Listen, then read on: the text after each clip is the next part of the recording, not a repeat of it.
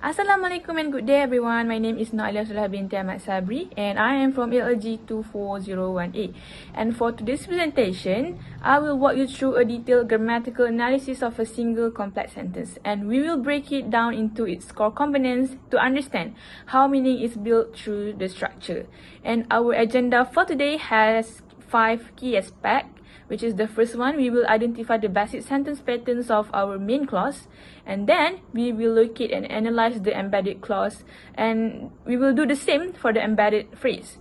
Next, we will discuss the role of non-restrictive modifiers, and finally, we will synthesize everything into a tree diagram for a complete structural overview. So now let's begin with our sentence, the chosen sentence. So, many of these enterprises, which operate in rural communities, have limited sources of income to support their business. So as you guys can see here, this is not a simple sentence. It contains one main idea and the main clause which with two embedded elements that add important details. So the main clause of this sentence is, many of these enterprises have limited sources of income.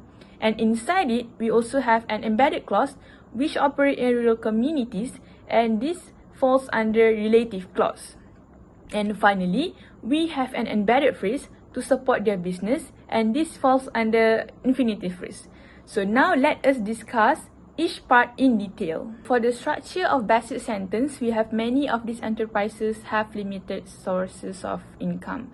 So the subject is many of these enterprises, and it is in a noun phrase and functions as a subject like I mentioned earlier. So as you guys can see from the sentence, we barely know that the verb in this sentence is have. So from that word, we know the verb type is transitive, which is VT, because it acts upon a direct object. And for the tense, it is in the simple present tense because it's just stating a general truth. And for the aspect, there is no progressive or perfect aspect here. It's like a simple sentence, so we note that as there's no aspect. And for the modality, the mood is indicative because it presents this as a factual statement. And for the voice, the sentence is in the active voice because the subject is doing the having. So finally, the direct object receiving the action of have is limited sources of income, and this is also a noun phrase. So our basic sentence basically follows the classic subject-verb-object pattern. Now, let us examine the structure of embedded clause, which is relative clause. So, an embedded clause is a type of subordinate clause placed inside the main clause to add extra and often descriptive information without starting a new sentence. So, in the sentence, I found out the which operate in rural communities falls under relative clause. So, now let's go through the table row by row. So, the constituent which is called as a relative pronoun, and the function, it has two jobs. And first, it connects this clause back to the noun enterprises from the main sentence. And the second, inside the embedded clauses, it acts as the subject. It's like saying the enterprises operate. And next, operate, which is the verb in the sentence. So this is the main verb of the embedded clause. So the verb type is VI, intransitive. That means it does not take a direct object. Instead, it's followed by a phrase telling us where. So in this sentence, where in rural communities. So the tense is in present because it talks about what they generally do now. And for the aspect, it's just a simple fact and not ongoing or completed. So we noted as there's no aspect. And for the modality, it is indicative because it is stated as a real fact, like they operate in rural community. And lastly, for the voice is inactive because the subject which is doing the actions. Next, in rural communities, this is a prepositional phrase start with in. And the function, it acts as an adverb of place because it answers the question, where do they operate? In rural communities. Alright, now let's move on to the second embedded part of our sentence, which is, in the sentence, I found it as infinitive phrase. So, an embedded phrase is a dependent clause placed inside a main clause to add detail or informations. So, in the sentence, I found that to support their business is an embedded phrase under infinitive phrase. So, now let's look at the table row by row. So, to support is the head of the phrase. So this is an infinitive phrase, and it functions as an adverb of purpose. That means it tells us why something is done. In our full sentence, it explains why they have limited income, because to support their business. So the verb here is support, and inside it, the form, this is the main verb of the infinitive phrase. So the verb here is verb transitive, VT, because it needs a direct object. So here, the direct object is their business. And the tense is in present. And the aspect, there's no aspect, it's just the simple base form of the verb. And for the modality, I found there's no modality because support is inside an infinitive to support, and it does not carry mood or modality like a normal main verb would do, and it's just stating the action in its basic form. So from the word to support the business, we already know that the voice is inactive because the subject, the enterprises, is the one doing the supporting. And lastly, we have their business, and this is a noun phrase, and it functions as a direct object of the verb support. Now let's talk about a very important idea in our sentence, something called a non-restrictive modifier. So first, look at this full sentence again. Many of these enterprises which operate in rural communities have limited sources of income to support their business. So do you see those commas around the part which operate in rural communities? So those commas are there for a reason. They tell us that this part is a non-restrictive modifier. So a non-restrictive modifier is a word, phrase or clause that adds extra, non-essential information about a noun or pronoun. So these modifiers are always set off by commas, separating them from the rest of the sentence. So in our example, the part between commas is extra info about the enterprises. That's why we call it as a non-restrictive modifier.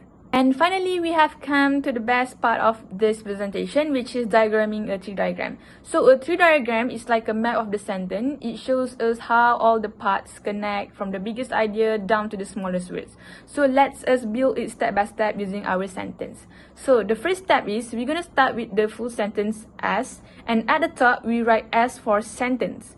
So we are going to split into the sentence into two main parts, which is the sentence are divided into main clause, which is many of these enterprises have limited sources of income to support the business. And the other side, we have NRM, non-restrictive modifiers, which operate in rural communities. So this shows the extra clause is attached to the main sentence, but in separate structure.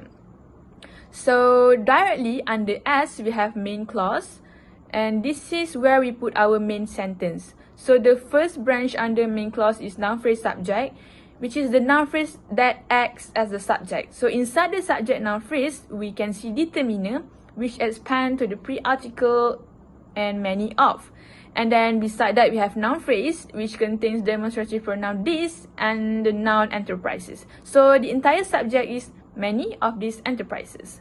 Next, the predicate branch, which is in the right side. So the second branch under main clause is verb phrase predicate, and inside the verb phrase we can see the main verb is in present, like we have discussed earlier, and the verb is in VT, verb transitive, and we also have noun phrase direct object, which is it's talk about the direct object of the noun phrase. So now let's look inside the direct object. We have adjective limited, and it's describing the sources. And also, beside the adjective, we have noun phrase, which is sources, the head noun. And also, we have prepositional phrase genitive of income. This is a prepositional phrase that specifies what kind of sources. So, the whole direct object in this sentence is limited sources of income. Next, after the direct object, this is the third branches in verb phrase predicate. We can see adverb of purpose, and under adverb of purpose, we can see infinitive phrase, and we have subordinate to, which is the infinitive marker, and then beside subordinate, we have infinitive phrase, the infinitive phrase itself. Like inside the infinitive phrase, we have verb head, like support, which is in VT, verb transitive, and the main verb of the infinitive, and then we have noun phrase direct object, their business. Like this is the direct object of support. So this entire branch answers the questions, why do they have limited income? To support their business.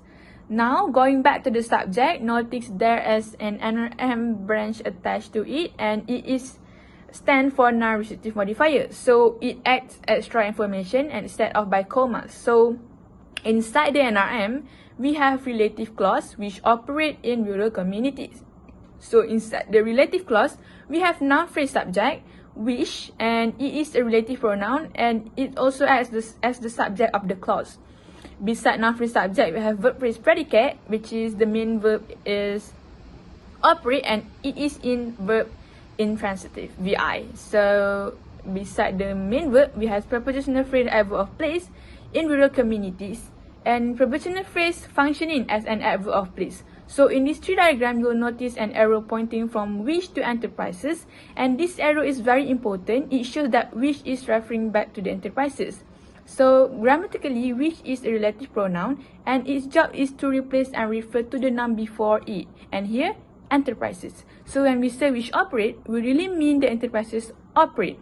And the arrow make this reference clear in the diagram, and it ties the embedded clause back to the main subject.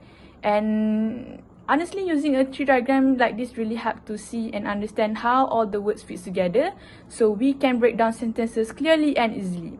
So that will be all from me. Thank you so much for listening.